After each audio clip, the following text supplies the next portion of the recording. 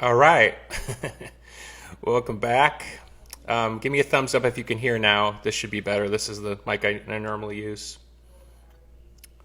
Just want to make sure everyone can hear.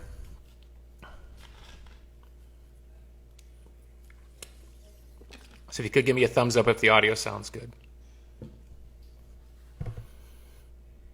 Getting some thumbs up. Appreciate that. Thank you, D.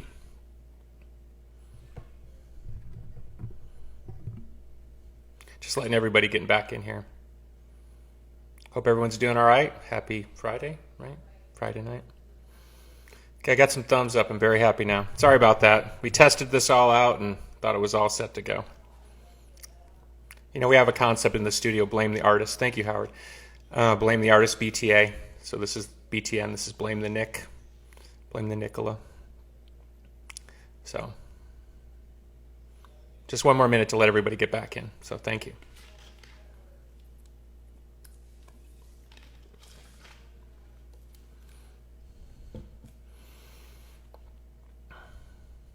Okay. I don't want to keep your time wasted. Okay, let's jump in.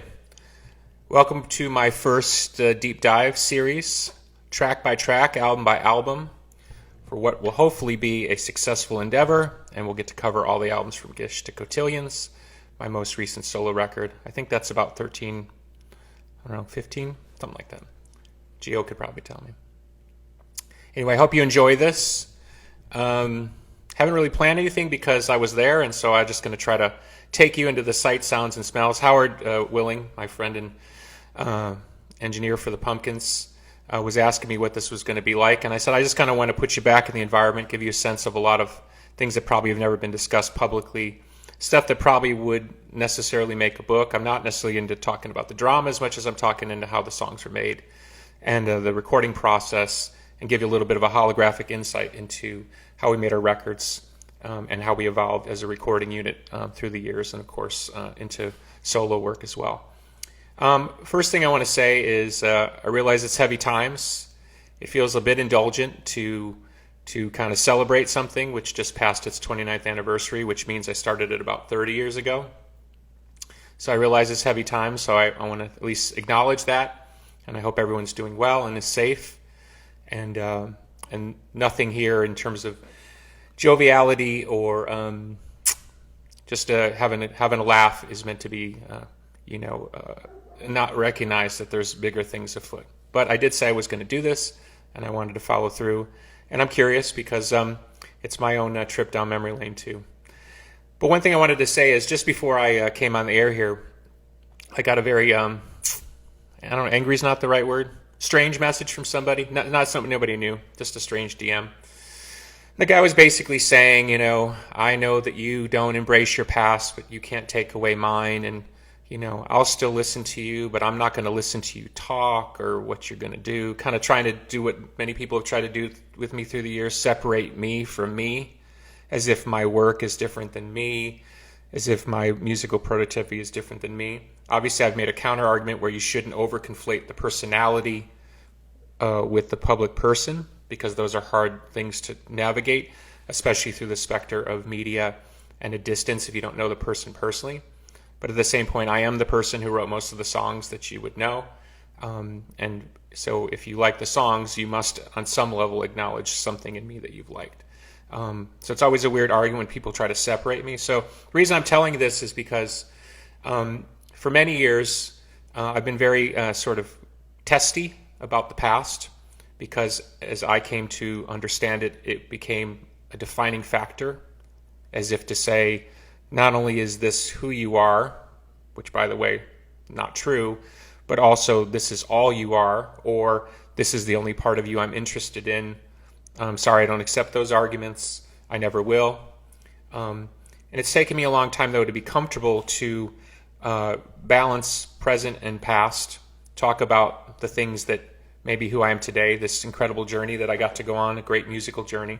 And so that's why I said the other day on one of the earlier broadcasts that I wanted to share some of these memories and some of these things with you, because I think that this audience, this faithful audience that shows up and watches these live broadcasts that I've been doing. I don't know if some of you are probably here for the first time.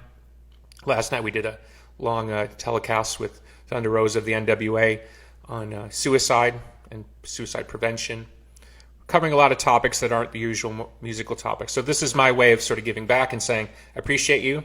And if you are a fan, which I assume some of you are, that this is my way of showing you my appreciation for letting you in maybe a little further than I would. These are the type of things that journalists don't care about, but these are the type of things fans seem to care about. And if at the end of this hour or so, I can take you back to the sights, sounds, and smells of Smart Studio circa 1990 and let you into kind of how we worked and the sort of magic that was made and how basically in 46 days we made an album which changed our life and set us on the path to superstardom. So let's jump in. A little context first. Our first album was produced with Butch Vig, the great producer. But at the time we met Butch, somewhere in late 1989 or 1990, Butch was a relatively unknown producer. He had recently worked with Nirvana on some songs that I think just eventually just became demos. I think they might have been the early demos for what became Nevermind. We had managed to land a single with Sub Pop, just 2 songs. And so we chose Butch as our producer, although we didn't know him. So somewhere in 1990, I guess early 1990, we drove up to Madison, Wisconsin, which was where Smart Studios, the building's still there, right about a mile away from the Capitol building on sort of the main drag that takes you into town. Madison, Wisconsin being about 2.5 hours drive from Chicago, which to us was could have been 200,000 miles, because anywhere outside the city was far to us. We were poor. And on that day, and I'm taking you before Gish now to give you some context, the first day we ever met Butch Vig, we pulled up in the silver van that we had, which was constantly falling apart, which I think we bought for about $1,000. And we unloaded our gear there on the step, and later that day we recorded 2 songs with Butch, La Dolly Vita and Tristessa, Tristessa being our second single, I Am One being our first. So we knew Butch, and so when we got signed to Caroline Records, which at the time was a major independent affiliated with Virgin, our contract stating that if they wanted to keep us after the first record, they could drop us at any time, so it wasn't a guaranteed contract. But if they wanted to keep us for a second record, since they were going to put out Caroline, we would get booted up to Virgin Records. And Gish, the record we're about to talk about tonight, was so successful that they actually tried to boot us up at the end of the Gish cycle to re-release Gish on the major label Virgin, which I refused, which is a story you'll have to read in the book someday. Sorry, talking too fast. It's hard to go back sometimes, because I really do want to take you there, so I hope you do it faithfully. So somewhere there in early 1990, we recorded those 2 songs with Butch. Got on well. We're very happy, although the songs went really fast. I think we recorded in essentially 2 days. We drove up, recorded that day, stayed the night in a motel, recorded the next day, got back in the van and drove back.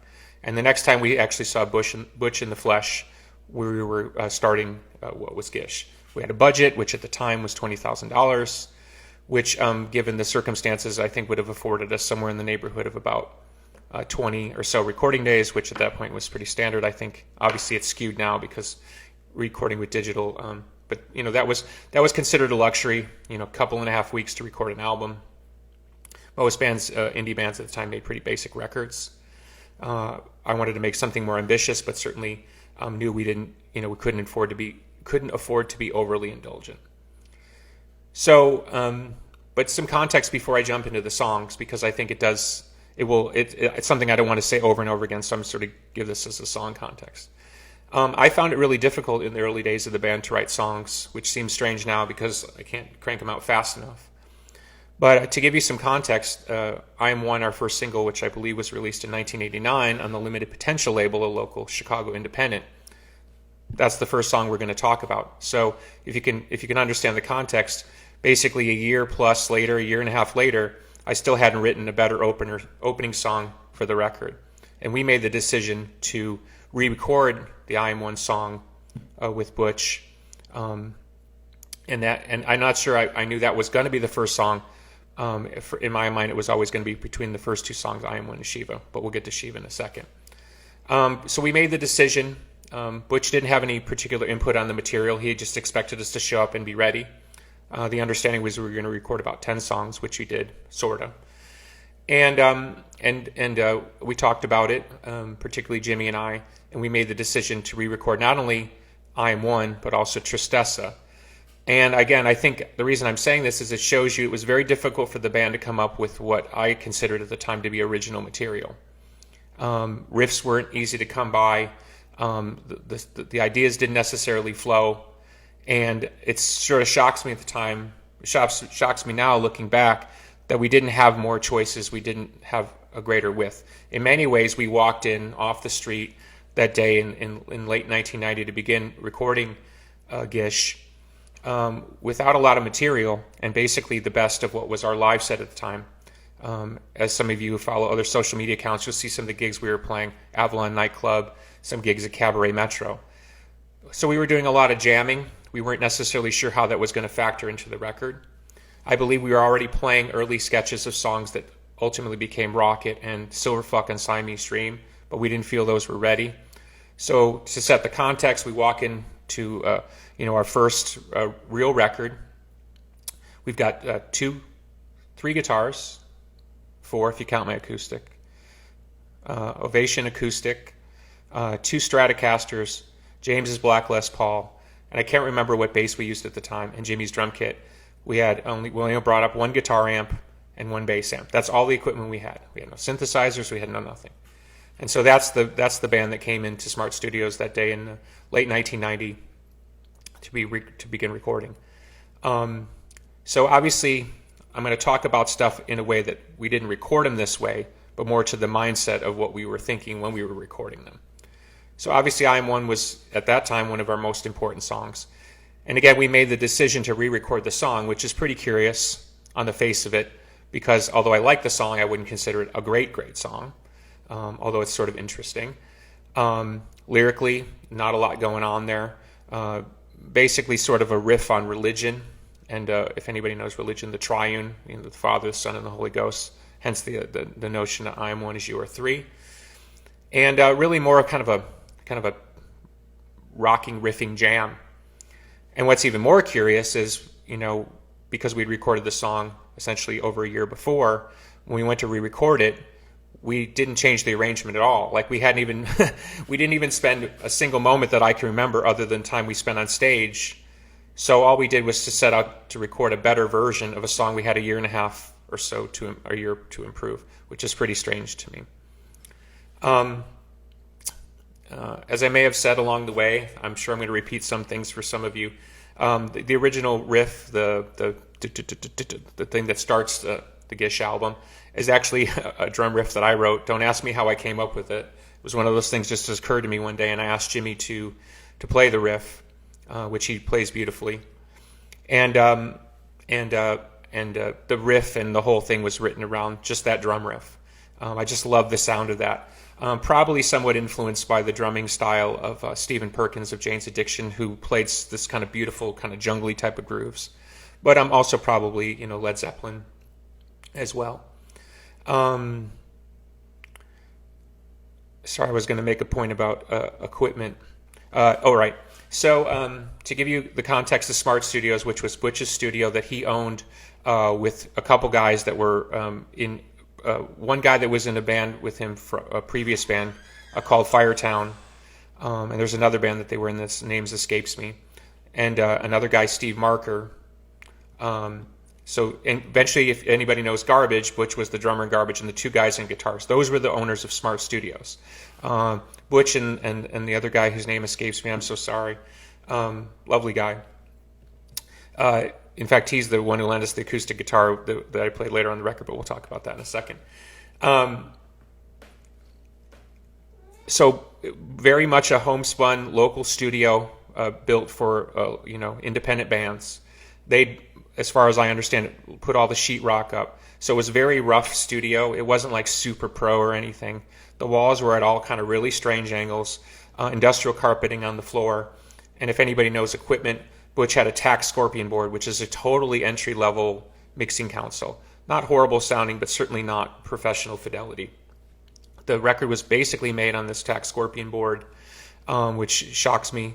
Butch had one piece of outboard gear, which most of the guitars were run through, and the bass and the vocals. So we ran almost everything outboard outside of probably the snare drum, guitars, bass, and vocal through this one preamp, if anybody knows recording equipment. The way we normally would track during those sessions was I would go in the room and just Jimmy and I, because it was my responsibility to get good drum takes out of Jimmy. The drums were set up in the room, kind of in the middle of the room for maximum volume, probably the loudest drum room I've ever been in. It was so loud in there I'd have to wear ear protection inside my ears and then put headphones at the top, and it was still too loud. It was absolutely deafening in there, which is why you hear such a great drum sound. Butch had come up with this contraption. I'm going to try to sort of demonstrate it, but if this is the end of a kick drum, they had built this like about 4 or 5 foot long plexiglass funnel. It had a little hole in it so they could put a mic to close mic the drum on the inside. And then at the very end, 4 or 5 feet out, was another microphone to get a deeper resonant kick. Incredible drum sound that Butch got. Butch, being a drummer, always got great drum sounds. And pretty standard gear.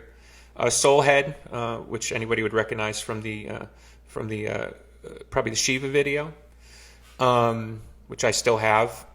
Standard Marshall 4x10 cabinet, SVT bass stack. Actually, no, sorry, on Gish we used whatever was Jane's Addiction had they were green, and I'm sorry, I should be more prepared. I know the tech people will be all over me. It was Hartke maybe. It was a very popular time.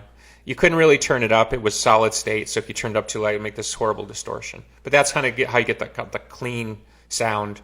And we got that amp because we saw Jane's Addiction when we played with them in 1988. We saw them using that amp. So we thought that was the amp to get. Not a great amp, but good for recording. And so generally speaking, on a song like I Am One, Jimmy and I would go in the room, get a take on the drums. I can't remember how many takes we did I Am One, but probably wouldn't have been a lot. Probably 3, 4, 5 takes at the most. At that point, we weren't really cutting tape. So whatever was the drum take that we would do, then we'd get a good bass sound. I tracked the bass, put the rhythm guitars on, and then the soloing. For the guitar rig, we had a J88 MP1, which I think I sold when I did the reverb sale. I sold those. Quadraverb, which added a little bit of gain and effects when I needed it, and that's it. I mean, we had literally almost no gear, and the gear we had was half falling apart, except for James' guitar, which was new, which he still has. So yeah, I'm trying to think of what else I can add on I Am One. Again, I think it's very curious that we didn't really spend any time with the pressure that was on us. I don't think it really occurred to us, but looking back now, it's a strange decision. The second song, Shiva, I'd written the riff when I was working at a record store in Chicago, down on Belmont and Broadway, near what became the Pumpkins rehearsal space. I wrote it on my Ovation acoustic, and I just sat there all day playing, na, na, na, na, na, na, and I wrote this song. And for me, from my personal vantage point, that's really when the Smashing Pumpkins really started on the road where I wanted us to go. A more original sound, a sound that felt less derivative. It's very hard, as anybody knows, to do that in rock. It took me years to even find a language that I understood and felt personal to me. And Shiva, in my mind, is like the first true Smashing Pumpkins rock song. I certainly debated at the time when we put the record out whether to make it the first or the second song, but I Am One still felt like the more powerful opener, which of course in hindsight proves my point, which is if it was going to be the opening track, you think we would have spent a little bit more time to come up with a couple new wrinkles, which is why the I Am One 7-inch single on Limited Potential and the release on Gish are almost identical. What else can I share about Shiva? Probably what defines it for me is it's probably one of the first songs that sort of has a personal manifesto to it, where it becomes personal. Like the lyrics are personal to me. Shiva being the inhaler and destroyer of worlds from Indian lore. I love the thing. There's different ways of spelling it. I spelled it, I guess, the way whatever book I had, S-I-V-A. Most people, use S-H-I-V-A, which why to this point people still call this song Siva, which might be the correct pronunciation, but being from Chicago, we said Shiva. Um, um, I think the song is really emblematic and one of the songs on the record that really captures the band's live dynamic style at the time. For comparison, if anybody knows, check out the Peel session version of Shiva, recorded probably about a year later, which is the song evolved from the Gish version. But we didn't actually, when we went in to record Shiva, we didn't have a set arrangement. We used to jam. All the parts were longer, shorter, depending on cues and glances out of the side of the eye. So that was the first time we ever had to make hard decisions. And I think Butch was helpful in that, in trying to get us to make it a little bit more of a pop song, a little bit more concise. But you also hear the band's early dynamic style, the shifts in tempo, the mood. There's a cool little thing in there. Our first use of the Big Muff actually on record. There's that sort of little liquidy solo that I play during the chorus. We used to call it, or what we knew, they call it the Clapton crying woman, or crying woman something. You turn all the treble off the pickup and get this kind of woo, and that's the first time we ever used the Big Muff on the record. Little do we know that the Big Muff was going to be such an instrumental part of our next record, also with Butch. What else can I tell you about Shiva? Oh, this reminds me, as long as I'm sort of wandering around in my own brain here, depending on how this goes and depending on the reception, I may do something in a couple days where I'll do a live Q&A. So if people want to ask follow-up questions about things I missed or maybe things I glossed over, I'd be willing to entertain that. But we'll see how this goes first. Let's see where I am. 2 out of 10, right? 11.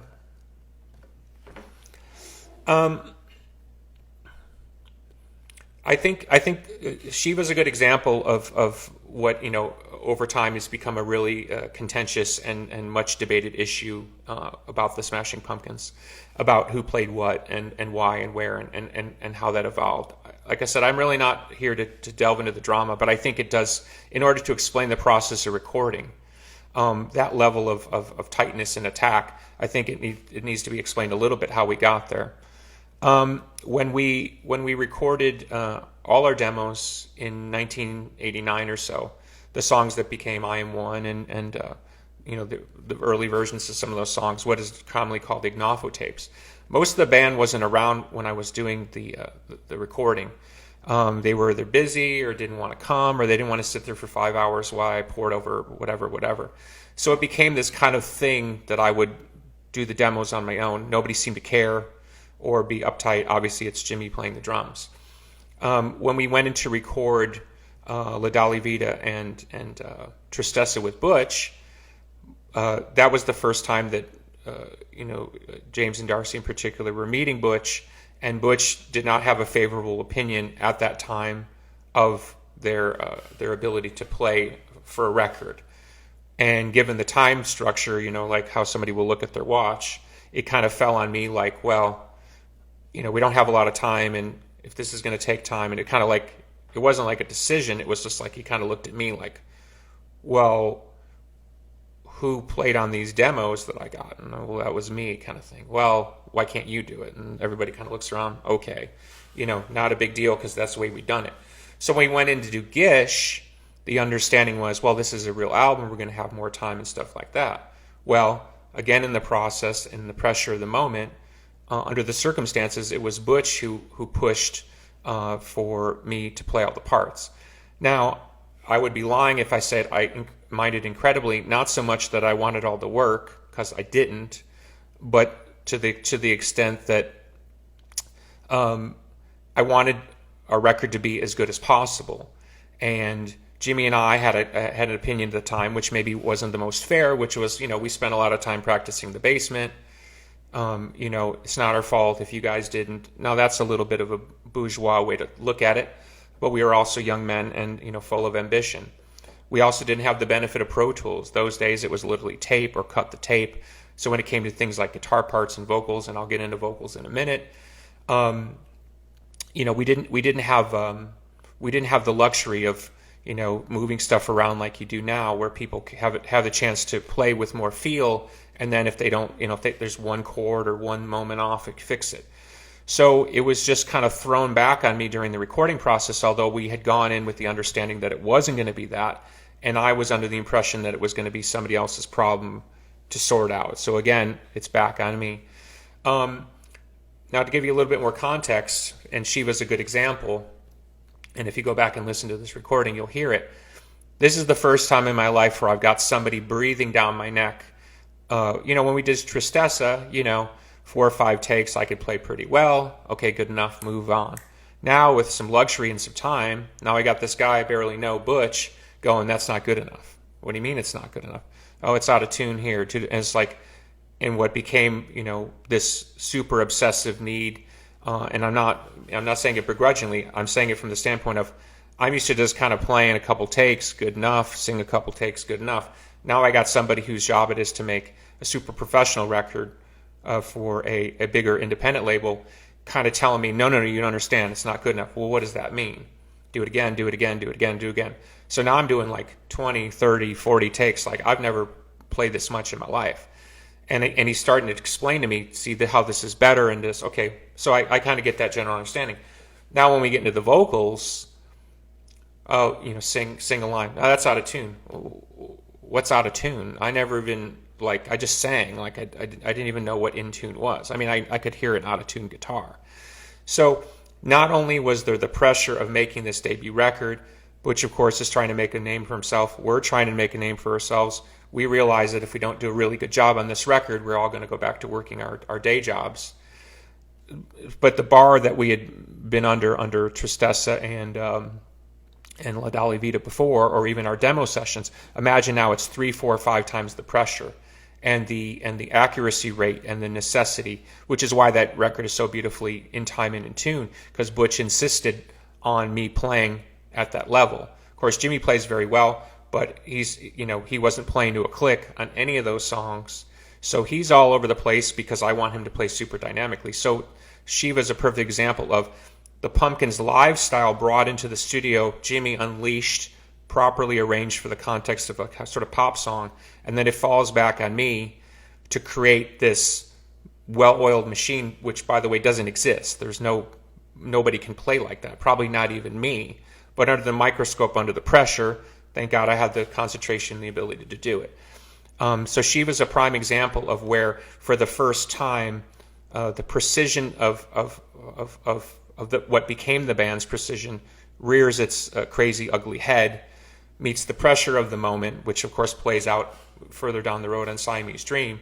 And so all these things are meeting together. And then in the middle of course, you have the typical band politic where people want to play their instruments and play their parts. And there's a lot of pressure there, and that's well documented. And like I said, I'm not here to talk about that, but at least bears some understanding for how we got to the position of me playing that and why, by and large, the sound that people recognize as what they call the Smashing Pumpkin sound is my ability to play with Jimmy and Jimmy's ability to play with me and play at that other level.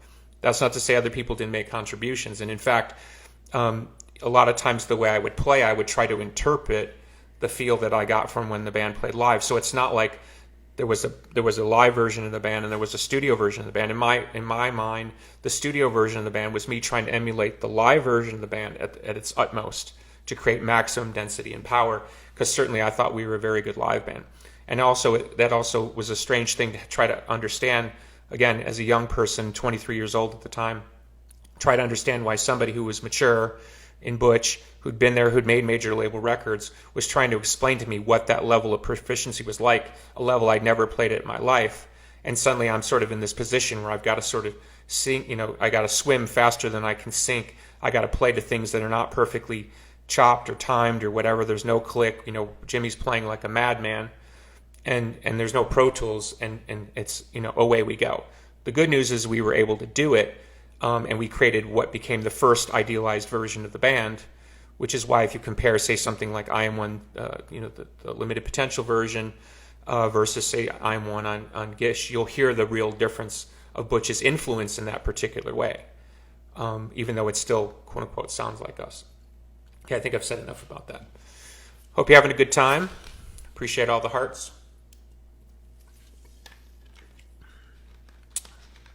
Well, I've talked for 30 minutes, only about 2 songs. I'm going to have to shortchange you on the rest.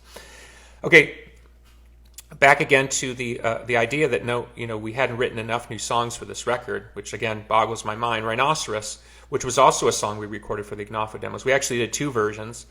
And quick little side story, if you've ever heard the Ignafo versions, where one of the versions of Rhinoceros has a keyboard solo, well, that's because we thought it was funny if we had Mark, the producer engineer, play a keyboard solo, because he was a trained keyboardist pianist. And so that's the idea of a pumpkin joke, that we have him play a bad B3 solo in the middle of our psychedelic song. Why it seemed funny at the time or seems funny now is beyond me, but that explains why Mark is on that particular track. Same thing. Here we are a year or so later.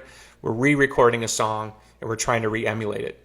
I think actually that reminds me that the clean guitar sound for the nerds out there is actually a JC 120. I think we still had those amps. Those were the original Smashing Pumpkins amps when we were goth. So that is the clean sound, which I found out later was like the Metallica clean sound. Had no idea.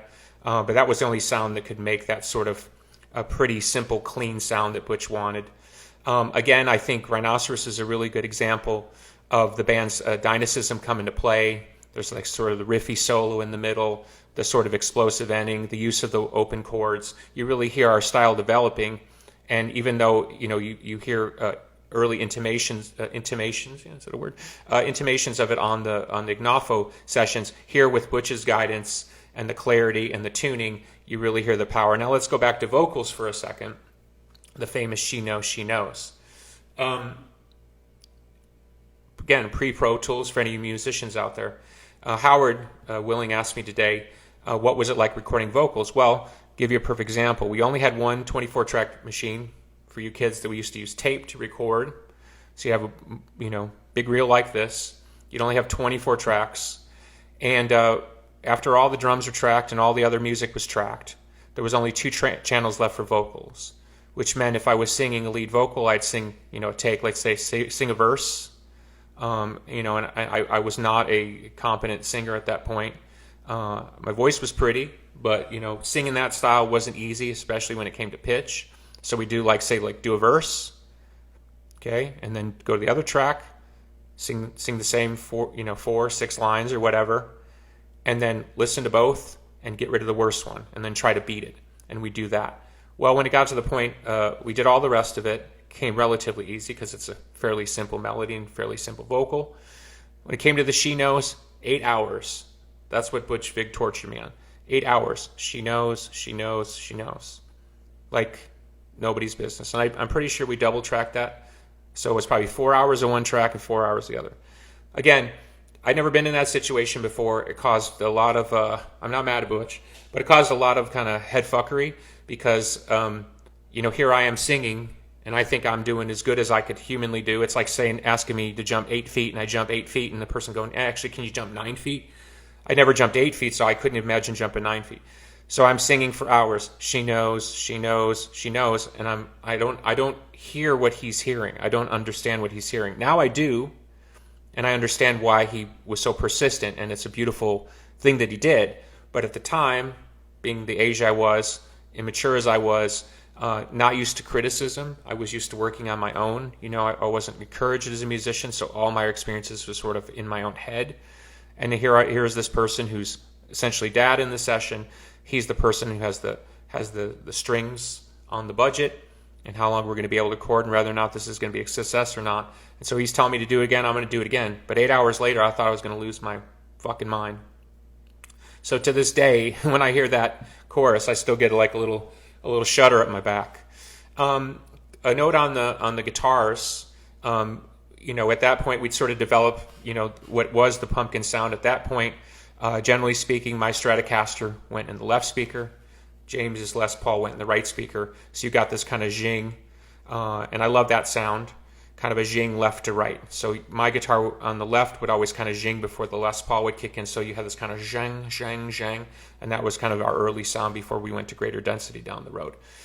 The 2 guitars I had, the Gish Strat, the one that was stolen, was the main guitar on the record. But usually only used for riffs. Anything heavy was that guitar. For solos and clean guitar, it was the other guitar, and you've probably seen pictures of that. It's got a kind of a super psychedelic paint job, different. A friend of mine, Crazy Nick, had painted that. I still have that guitar as well, and that had more attack.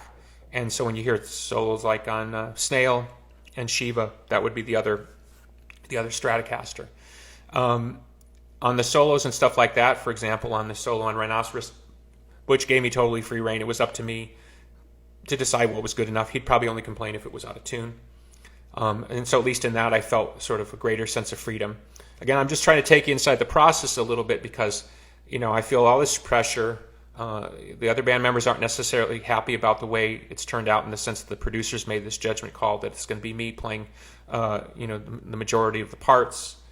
And then this guy I've only known a couple days, is asking me to play at a level that I can't even psychologically process. He's asking me to sing in a level I can't psychologically process. Again, I appreciate it now, but at the time it was very daunting. So most of my happy memories involve things like extra guitar parts, solos, things like that, because it allowed me, or even the times where we were fucking off, and I could talk about that a little bit. It was like a way to blow off steam because all the other stuff, the riffing, the trying to be tight with Jimmy, trying to understand how to lock to a kick drum, both as a bass player and a guitar player. The stress level for me was off the charts. Probably average work day was somewhere in the neighborhood of 8 to 10 hours. In a normal studio day, up until that point, I probably worked 4 hours, 6 hours. And yeah, if you go into session a couple days in a row for long days, big deal. But when you're talking about weeks at a time, generally speaking, we drive up and stay up in Wisconsin and work kind of on and off. So we go up for 4 or 5 days, come back down for a week, go back up. So the album was made in piecemeal. So I don't have any particular memory other than we did it assembly line. We cut all the drums, then we cut all the bass, then we cut all the guitars, then we cut all the vocals. So that gives you some indication of how simple it was. And like I said, it ended up being, I think, 46 days at the end of it in total. We went over budget by at least $10,000. The label was not happy about that, but they were so happy with the result of the record. That was it. Bury Me, another song that had been around before. So here we are on the fourth song in the record, and really only one of the first 4 songs on the record is new. Again, real indications of how difficult it was for me to write and how I felt paralyzed by the opportunity. Knowing we're going to get this big record contract, our dream is realized, we finally have a legitimate label. We're going to be on the same label as Mudhoney and Hole and other great artists. Instead of jumping to the responsibility, I think I recoiled at it, which is why I think you don't see a lot of original material in this regard. Bury Me is one of those songs that through the years I've kind of gone back and forth on. At the time I liked it, then I grew not to like it. And I think I'd always considered it a little bit of a subpar thing. It's a bit of a hodgepodge as far as the song goes. It was a struggle for us to come up with, because the riff, the do do do do do do do, which starts the song and is the main part of the song, that was pretty easy to write. It was what followed. It was James who came up with the melody on the. When it when it does the change, James came up with that melody, which is why he's singing on that, the Unchain, Unchain. So it goes through that part and it just cycles back to the riff. And at the end, James actually wrote that part too, uncredited. The beautiful coda, the F to G thing, where it sort of sails in the sunset, and I play lead and sing that. So yeah, in my mind, again, going back to my struggles as a writer at the time. I always kind of looked a little bit down my nose at Bury Me, though I like playing the song live. For a while, it was one of our better opening songs. Like the lyric, it's kind of a cool lyric. But to me, it's like sort of a weird Frankenstein. It's like parts that don't kind of go together, but we kind of jammed them together and made them work. And by kind of owning it, it kind of works. That said, it's a song we had put on the set list for the upcoming Rock Invasion tour. Rock Invasion 2. So I was looking forward to playing it again. So I must have some affection for the tune. But again, not a real standout song. And so here I am. We're, like I said, 4 songs in, and I think there's the good and the bad. You see the development of what became the Pumpkins' guitar style, the aggression, the power, the dynamics, the light and the shade. But it's really what we call in the band smoke and mirrors. A lot of dynamics covering for the fact that you don't have real good melodies and you're kind of getting by on guitar parts and Craft and Guile and Jimmy's Power and stuff like that. And I think that's why Siamese, the record that followed, was such an incredible journey, because we had to make the transition from that band to being a band that was able to write real songs with real melodies. But that's for another broadcast. The fifth song, Crush, still one of my favorite songs. I used to live with my future ex-wife in an apartment that she had above the Music Box Theater on Southport Avenue in Chicago. Anybody from Chicago knows the Music Box Theater, a cool old movie theater, which is basically an art house now. They had a series of apartments up above, kind of old school, little studio box apartments, and we lived up there. And I wrote the song one night. I don't think I was tripping. I either was tripping, but I don't think I was, or I was either coming off an acid trip, which is something else. I usually by and large, never was able to write songs intoxicated. I remember writing this song about 3 o'clock in the morning while my future ex-wife was asleep. Jerome Brown, our good friend from Catherine, lived down the hall in the same building, as did Tori Stern, the man who documented on video, if you've ever seen any of those bootlegs, which we still have in our possession, we hope to put out at some point. Tori Stern lived the floor below, just below, in the exact same apartment, but a floor below. So it was a fun building to be in, because we had friends there. And Crush is interesting because although I won't say the bands, two different bands use this exact same kind of riff, this do do do do do do do, in totally different contexts. And I remember hearing one band do it, and then another band do it a different way, and I thought, oh, that's a cool idea for a song. This idea, it's just, you're basically just playing the A major scale up, or they call it a flatted seventh. And so I was able to sort of incorporate that into something that felt sort of reminiscent and sentimental, away from more overt rock or psychedelia, into something that felt, in my mind, sort of more like Smashing Pumpkins. And then, of course, this optimistic lyric that was probably cribbed on some level from Curtis Mayfield, who I listened to a lot, a great artist from Chicago, a true pioneer in R&B and soul. I love trying to combine, and again, shades of Future Pumpkins, this idea of this kind of sunny, psychedelic optimism with a bit of a sanguine, minor key feel song. Although the riff is in A major, the song's essentially in minor, and that's what I sing again. We used to play this song live. It always went live, and so I can't remember whether we played this song live before we did the record. My memory is that we didn't. But certainly the dynamics in the song, however simple, would have been influenced by our lifestyle at the time, which is why I think the song adapted so well to live. The sort of the breaks and the ups and the downs, and the and again, also you hear, for the nerds, you hear the Leslie Roeder sound that's also used on Rhinoceros, our one good guitar effect. Suffer is much more difficult to explain, but I'll try. I always loved the kind of spooky feel of the Doors, and although it's not a straight kind of crib from the Doors in any kind of musical sense, it was the idea of a song that sort of encapsulates a night. We were certainly doing a lot of LSD at the time, and the idea of having a song on the record, and this is the kind of song I was able to write for the record. This kind of like a musical journey. I'd done a demo at home, using kind of like, sort of faux Indian drums, probably just bad congas on the HR-16A, the old gray drum machine that was the original Pumpkins drum machine. And so I had demoed this song out. I was dating somebody at the time who used to play penny whistle on stage, and so she'd given me a penny whistle, and since that's me playing the bad psychedelic flute solo in the middle, Butch just completely rolled his eyes, did not understand what I was doing. And again, you can hear the real influence of the band's live set. I don't remember playing this song live before that. It's possible that we did. I'm sure there's someone out there who can tell me if we did.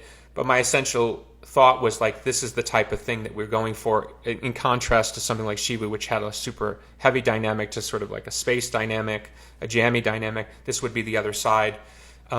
certainly influenced by all the psychedelic music that I'd listened to growing up. Bands from the 60s, kind of, like I said, kind of a Doors-ish, kind of lopey feel combined with Indian music. Ravi Shankar, a lot of us listen to Ravi Shankar, huge influence on the Beatles. And so it's just this kind of melange. But in true Pumpkin fashion, we never took the song seriously. And although the song sort of sounds earnest and serious, we knew it was kind of a lark. And again, well, not again, but foreshadowing the way we treated a lot of our material.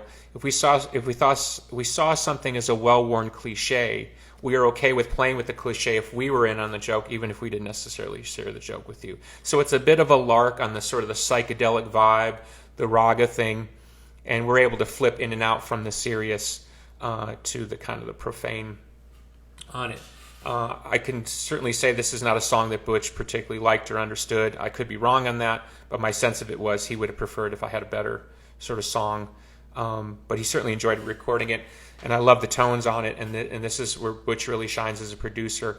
You know, where a song like this on an independent record wouldn't have had the sonic advantages that we had using a great guy like Butch. So I think there's a real beauty there. And by using sort of the gear that we had, the tonalities in my voice, and Jimmy's beautiful drumming, we were able to create a space which really breaks the record in half and separates. Because without something like this, I think once we get into the songs that follow, it would have started to feel a little samey. Trying to think if there's anything else I can share on the song. No. Hope you're still enjoying this. How long are we in? 50 minutes? I'm doing all right. All right, Tristessa. Stole the title from a Jack Kerouac book, little book that someone had given me.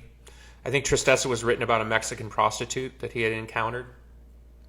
I'd read the book, so I love the idea of a girl named Tristessa. As I stated before, we'd recorded it for the Sub Pop single. So, like I Am One, and also Bury Me and Rhinoceros, we're essentially trying to just do the better version. Strange decision, but the better version of what we had. I love the guitar sounds on this. I think Butch did a fantastic job, particularly the solo sounds. Trying to think of what else. Never thought much of the tune. Didn't even think much of the tune at the time, but it was more of a thing of like, well, we don't have anything better. And because no one else was really writing songs for Beyond the Stage, it kind of fell on me. And if I didn't have anything, well, then this de facto kind of slotted in. This is probably, of all the songs that we have on there, this is probably the one I regret the most. Not because I don't like the song, but because I think it's not as important a song in the canon of songs that we did, as far as like I Am One was probably our first really strong rock song that we did. Shiva was the first Smashing Pumpkin song in my eyes, that where we sort of really defined like who we were as a rock band. And if you had to choose, even though Tristessa is probably more of a catchy song, Bury Me sort of fits nice with the other songs, where Tristessa feels like more of the same to me. And so looking back, I sort of have a little bit of regret that I didn't try to sort of come up with something better, because if I'd found the other side of Shiva, which I did later, or even a song like Drown, which we were already flirting with the riff back then, I think it would have been a better record. Not to say it's a bad record, but I think it could have been better. And that's why I shake my head now that I didn't put kind of more effort in. Love and here's a perfect example of the way I would look at it. Love the opening riff. Verse kind of goes nowhere. Chorus is kind of non-existent. And is sort of a crib on our older song, East, kind of the way we flip modalities. And so really, really simple writing, something that we probably came up with in 2 or 3 days, and played on stage, and obviously had released as a single. And again, absolutely no improvement on the arrangement, brought nothing new to the table. In my mind, from this vantage point all these years later, complete insanity. And we were very lucky that not only did we get away with it, but we were rewarded with a very successful record. Window Pane, the ninth song on the record, is one we love playing live. And this is classic inner band psychology. A lot of people that we played the song didn't like the song, didn't get the song, and we didn't care. And what I mean by that is if we liked the song, or we thought a song was cool, it didn't matter what anybody else thought. And I don't remember Butch having a particular opinion. I do think he liked the song, particularly Jimmy's drumming and the whole setup, the long setup. There's a straight crib from, you can argue it's either from the bolero part, the solo part that goes on in the middle. It's either stolen from Ted Nugent or Deep Purple, you pick. Probably more Ted Nugent than Deep Purple, but I was certainly aware of the Deep Purple version. So you see, even our languaging is a melange of things we're cribbing from disparate sources and still trying to put together, but haven't really unlocked the secret how to write these things into, like, let's call it teen rock anthems. So in my eyes, looking back, very much a building block into the languaging. The song, as far as Windowpane, for those not as old as I, Windowpane was the name of an LSD that was very popular, in the 60s or 70s. I'd never taken Windowpane. I'd heard about it. There was a Liquid Sunshine, or there are a bunch of different names, but so it's my wink to sort of like, yeah, again, this is very Pumpkins logic. We're going to name a song after LSD to make fun of people who are naming songs about LSD. I hope that makes sense in the meta sense.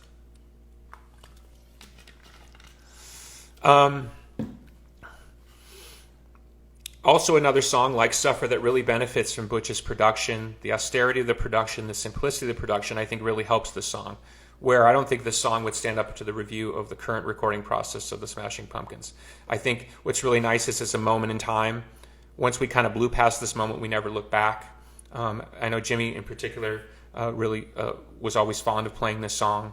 And I think it really shows the communication between Jimmy and I sort of developed, in practice and on stage.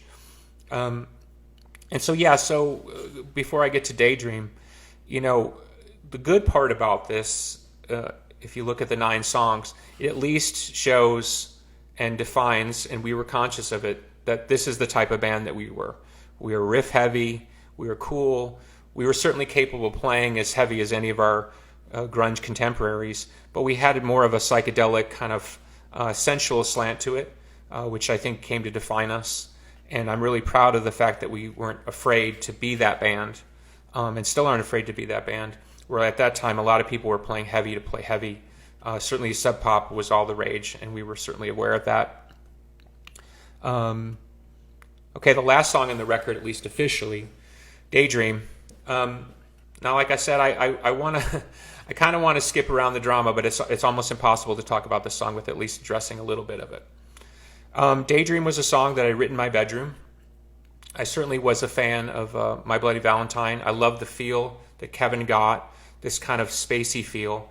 And certainly this is some representation on some level of listening to My Bloody Valentine and sort of trying to capture that sort of psychedelia. Not so much that I wanted to try to rip off My Bloody Valentine, but that I liked that he had sort of found this modern way to do it, and so I was trying to figure out our version of what he was doing, not to steal him, but how he had decoded the psychedelia that he'd heard. It's a strange way to put it. Unfortunately, the song is probably too close to the bone, and I remember talking to Kevin once on a bus, and he told me he liked the song, and I said, yeah, you should, because you might as well have written it. Beautiful song. Just 2 minutes long. The first time we ever have any real strings. There was a couple that lived in Madison that Butch knew that came down and played this little coda that I wrote. And I remember when we were recording the strings, just falling in love with the sound of strings on record. And you only get that little bit at the very end, or where they come in and just play I think it's cello violin.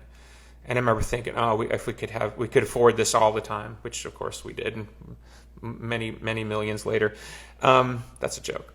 But I have to address one little bit of Pumpkin drama. Now, obviously, the song is sung by Darcy. I'd done the demo. I had every intention of singing on the record. And up until the making of the record, there was no talk about Darcy singing the vocal. I hit upon the idea because I recognized that given the tracks that we were recording, Daydream was probably going to be the last song.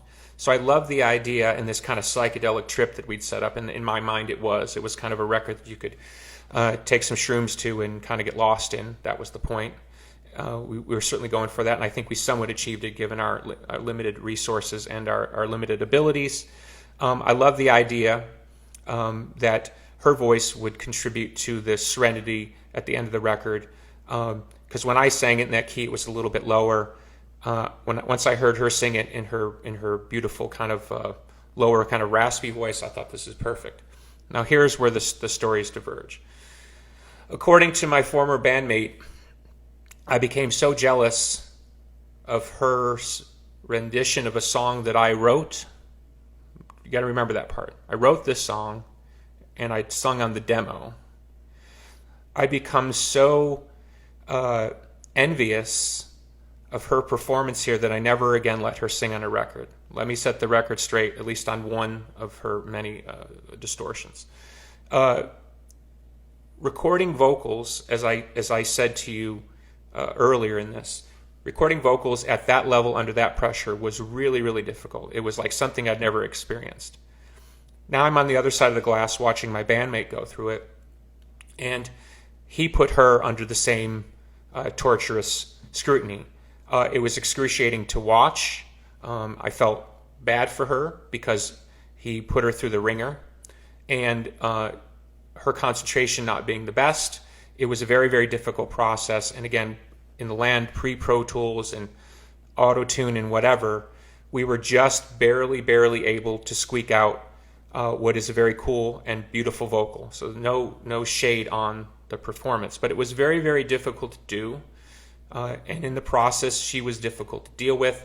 And I made up my mind at that point that I wasn't going to go through that anymore, because once we went down that road, if she hadn't been able to do the vocal and I would have had to step in after that, especially given the fact that I was playing on the record in lieu of her, that it would have been all out war and probably would have caused a split, which would have led to her, in essence, it wasn't worth the drama to be in that position again.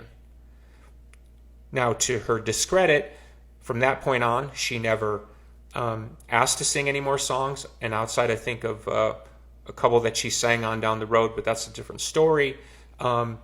She never again approached me about singing a lead vocal, nor did I offer. But by the way, we're talking about a song that I wrote for me, that I gave to her, and the only reason I didn't write any more for her or offer her any more of my songs is because I didn't want to be in the position that if it didn't go well, which on that song, it barely just went well enough. And I remember Butch looking at me like, this is fucked up. I don't have to go any more detail than I do there. But the fact of the matter is it created a scenario where I didn't want to deal with the downside, especially when we're talking about one of my songs. But again, no one ever prevented any band members from offering their own songs. So at least let the record stand that that's why she's on that song, and that's why she's not particularly singing anything else lead. There's other songs. Those are stories for another day, and we'll decide to address them or not. But that's the true story about how she came to sing that song. And again, because the song was somewhat influenced by My Bloody Valentine, I love the sound of Belinda's voice in their thing, so I'm sure it had something to do with that as well. And certainly, again, no shade, a beautiful performance, and it stands, and I don't regret it. At the end of the day, that was the correct decision for that song. Okay, one last little note before we get off this, since we're about an hour in. Hope you've had a great time. I've enjoyed talking about these. Certainly a jog on the old memory. 29 years plus and counting. How we came to the bonus track, I'm Going Crazy. Well, as the sessions got deeper and deeper, and we got past, whatever, day 30, we started to go a little stir crazy. Jimmy had met some people who allowed us to stay in their house, so we were basically living at somebody's house when we were in Madison. So at least we didn't have the expense, and so we're forever grateful to those young women for letting us stay, because that elongated the budget and allowed us to have more recording days. So because of them, we ended up making a much better record than we would have had time to do. But as we started to get a little stir crazy, because being young men away from home, another city, hanging out, going to the bars, running around crazy, we started to go a little stir crazy. So one night, I don't remember, it was probably a technical issue, or we were, it's typical studio back then with tape. You'd stop for an hour because the tape machine, something like that. And I remember just picking up a guitar, hitting that first wrong chord. It's basically a G chord, just slid down half a step, which makes that horrible dissonant chord. And I just started singing I'm Going Crazy, because that's the way I felt. And so in the process of just sitting around, bumming around, I made up this song. And so I said to Butch, do you mind if we just record this? I'll just do it live. And so that take that you hear, the extra secret bonus track, which a lot of bands were doing back then on CDs, the secret bonus track that you had to wait, 1 minute for. What you hear is a live take with me in the control room of Smart Studios. Let me give you a little bit more biographical data on this, just to give you a little bit of a little bit more color on the record. Smart Studios was a 2-story building. Upstairs was the lounge, and of course that's where we mostly hung out if we weren't working. And I remember a couple things that stand to mind. One is the Iraq War broke out while we were recording, and so it was literally the classic scenario of like you're standing in front of the TV watching CNN, watching the world on fire, and then you march back downstairs and start recording. It was during that period that we met the Frogs, who we saw playing locally. Obviously became a big influence on us and close personal friends, and God rest on his soul, who passed away about 7 or 8 years ago now. If you don't know the Frogs, please go out of your way to check out the Frogs, our dear friends. And there was one other detail. Oh, I remember. There was something where we had to go in the middle of making the record, and this is a good way to end. In the middle of making the record, we had to go to New York for a trip. I don't remember what it was. It might have been to play CMJ or something. There was some sort of reason why we had to pack up our gear, get in the van, drive to New York, and be there. And so there was an ask or demand, depending on who you ask, from the record label to hear our work in progress because there was great concern we were going to go over budget. And so I remember sitting in the office of the CEO of the record label, playing him instrumental versions of some of the songs that I've talked about. No vocals, just the backing tracks. Guitars, no overdubs, just bass, drums, and guitar. And that meeting changed everything because once he heard what we were doing, even though it was a work in progress, he was blown away. He was like, this is way, way better than I thought it was going to be. Keep going. You're doing great. And then one other little coda. The man who eventually became our radio rep at a label down the road, that's a story for another day, happened to be in town. And now that I understand these better, I thought he was stopping by to be friendly and meet the band. Classic radio guy, something right out of Spinal Tap. And so we got this thing, hey, so-and-so from the record label, the big label, not the independent, the big label's in town. Can he stop by and hear the record? And we looked like, oh, fuck, we don't want to play this guy the record. So he came, full on, loud, literally right out of Spinal Tap, had the loud coat and everything. Fast talking. And we sat down and we played him 3 or 4 songs. I don't remember what state of progress we were in. I think we were more towards the end of the process, so at least there were some vocals and stuff like that. And what I didn't realize is he was a spy sent there to report back on our progress because whoever was paying the bill up on top really wanted to know whether we had a future. And thankfully, he left and went back and reported that the record we had was going to be successful. And so that sort of greased the wheels and put in motion things that we couldn't possibly understand at the time. So thankfully, we were able to give them a record that they got behind. As I've said a few times, at the time it became the biggest selling independent album of all time. I think it sold about 450,000 copies in the first couple of years, which is why, although we're continually written out of the history, when we did the tour with the Chili Peppers, it was the Chili Peppers, Smashing Pumpkins, and a little band called Pearl Jam, who had just put out their debut record. We were riding high on the success. Of course, people keep trying to write us out of that history too. That's fine. That's a story for another day. But the fact of the matter is, it's a hugely successful record. The other day, I know it was a couple weeks ago, typical, you're flipping through, Instagram. Somebody tags me on Gish, and okay, everybody's got an opinion. I'm looking what the guy says. And he says, this record's largely forgotten. No, this record's not largely forgotten. It's a platinum record. There aren't a lot of records in this world that go platinum. I'd say that's not forgotten. Secondarily, it's a hugely influential record. Had a lot to do with everything that followed, including the production of Nirvana's Nevermind, because Butch took some of the recording processes that I had brought into the studio and applied them to Nevermind. He's talked about in the interviews. That's not a conspiracy theory. The way people recorded guitars, the way people approached their records very much changed after Gish. And let me give one last credit where credit is due.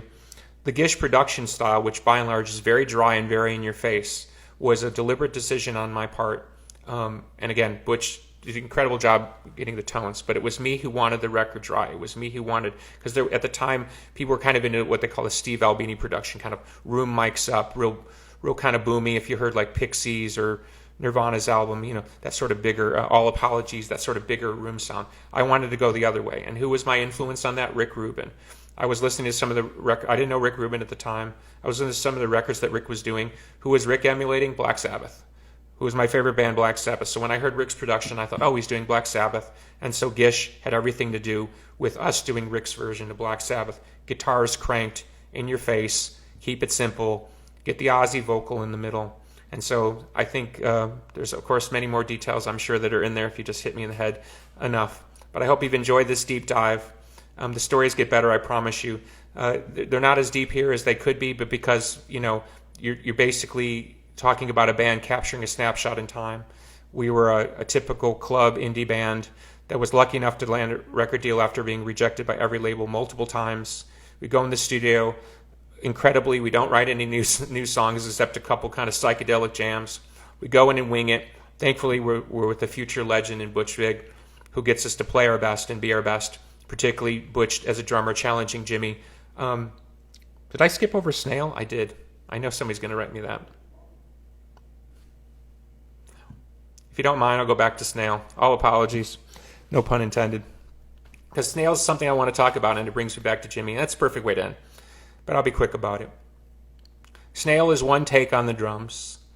I remember the day very clearly, standing there in the room, like I said, earplugs in, headphones, a deafening drum sound. And Jimmy goes out and plays that take in just one take. And for drummers out there, you know what I'm talking about, sort of 2/3 of the way the song shifts from 4/4 to 6/8, which is very difficult to do. And then Jimmy plays those blistering fills coming off the solo. That's a real early indication of the drummer that Jimmy Chamberlin was going to become. I was certainly used to that guy. I'd played live with that guy. But when you saw it in the hothouse of a studio, because not everybody, when that red light goes on, can play at that level. And that's what makes Jimmy a star, his ability on that.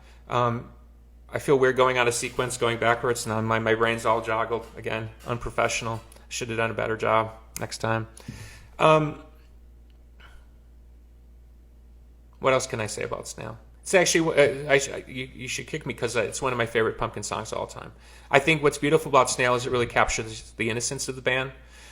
We were really prepared for the world we were about to enter into. And so what I love about that song is it has the optimism and the feel of who, in many ways, what I would try to say to you is that's who the band really is.